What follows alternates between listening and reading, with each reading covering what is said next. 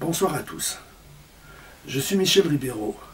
J'ai 68 ans et je voudrais aujourd'hui vous présenter un formidable ouvrage avec lequel je travaille depuis 32 ans. Il s'agit du I-Ching, appelé le livre des transformations de Richard Wilhelm et Étienne Perrault. Qu'est-ce que le I-Ching? King signifie la trame de l'étoffe.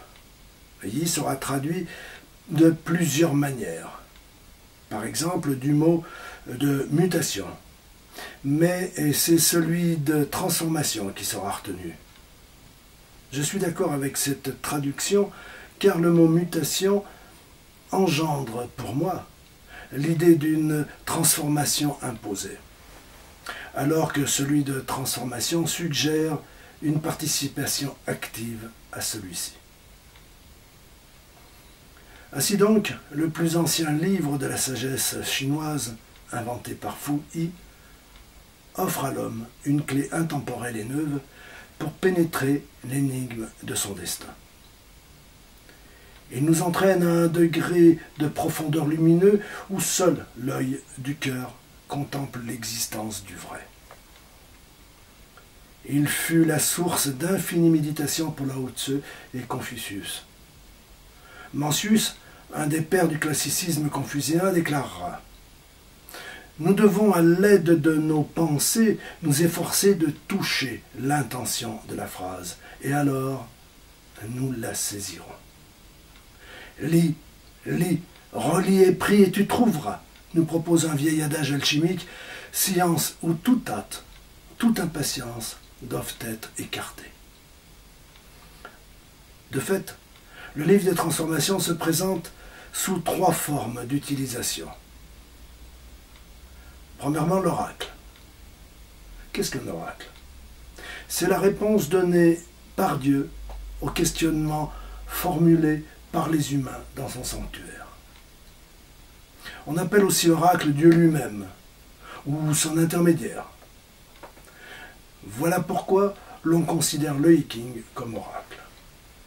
Non pas comme Dieu, car il n'est qu'un livre fait de main d'homme, mais comme intermédiaire entre le questionneur humain et la sagesse qui lui répond.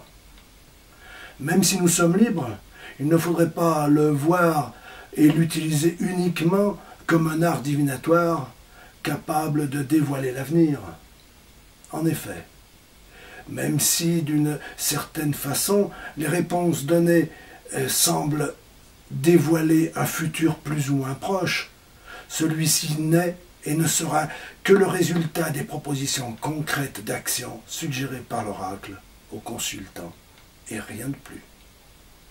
Exemple, je cherche depuis des mois un emploi, mais hormis 2 ou 3 réponses négatives, mes démarches restent sans résultat.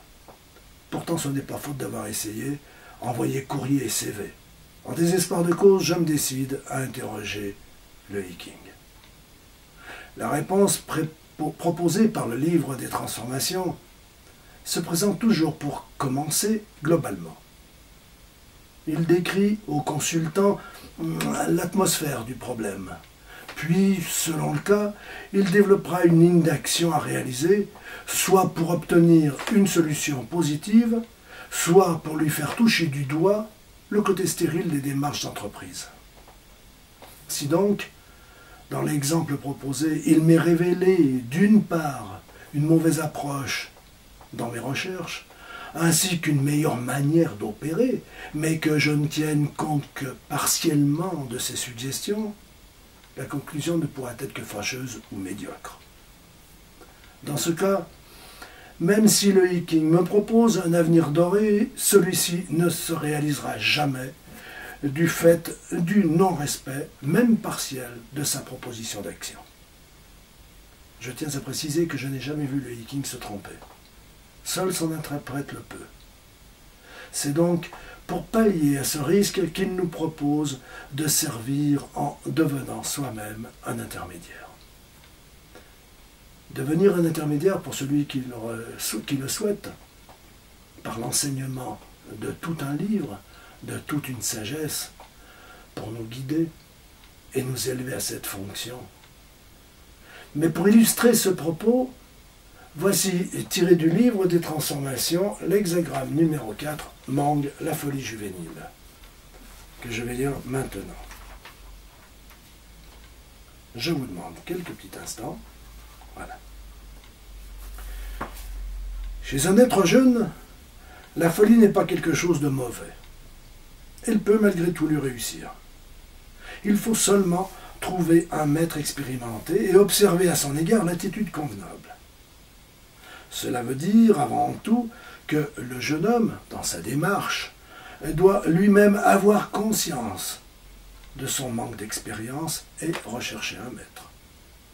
Seule cette humilité et cet intérêt garantissent l'existence de l'ouverture d'esprit indispensable qui s'exprime dans la respectueuse acceptation d'un maître. Mais la réponse donnée par le maître aux questions du disciple doivent être claires et précises, comme celle que le souhaite obtenir un consultant de l'oracle. Elle doit être alors reçue comme résolution du doute et comme décision. Ainsi donc, la réponse donnée par le maître aux questions du disciple doivent être claires et précises. Et le conseil s'adresse à l'élève comme au maître. Pour moi donc, consulter l'oracle, c'est s'offrir et offrir aux hommes le moyen de débroussailler nos problèmes et par une proposition concrète d'action, et ainsi parvenir à la raison même de ce livre, qui est notre transformation. Celle-ci se réalise dans le Yiking qui opère sur nous et en nous par sa sagesse et dans notre quotidien, ainsi que sur tous ceux qui, humblement, auront su, au fil des ans, en tirer profit. C'est pour cela que je tiens ici encore à rendre hommage à tous ceux qui, au fil des siècles, ont œuvré et contribué à faire de ce livre que cette sagesse parvienne jusqu'à nous. Merci donc à l'empereur Fu Yi qui inventa les 8 premiers trigrammes. Merci aussi au duc de Cheu et à son fils, le roi Wen, à Lao Tzu et à Confucius, ainsi qu'à ces milliers d'autres inconnus qui surent les secondaient. Merci aussi à Richard Willem et Étienne Perrault, sans qui je n'aurais jamais pu vous recevoir aujourd'hui. Et enfin, je tiens à remercier tous ceux qui aujourd'hui et demain, et peut-être aussi après-demain, contribuent et contribueront activement à développer et à transmettre ce merveilleux ouvrage qui, à mon humble avis, révèle à sa manière, mais peut-être moins dogmatiquement, une sagesse contenue dans tous les livres sacrés des religions réunies, mais non farfelues, de ce monde. Mais je vous demande une dernière chose, de bien garder à l'esprit que ce ne sont jamais les idées qui trahissent les hommes, mais toujours les hommes qui trahissent les idées. La prochaine fois, je vous expliquerai comment on utilise véritablement cet ouvrage. À bientôt. Merci.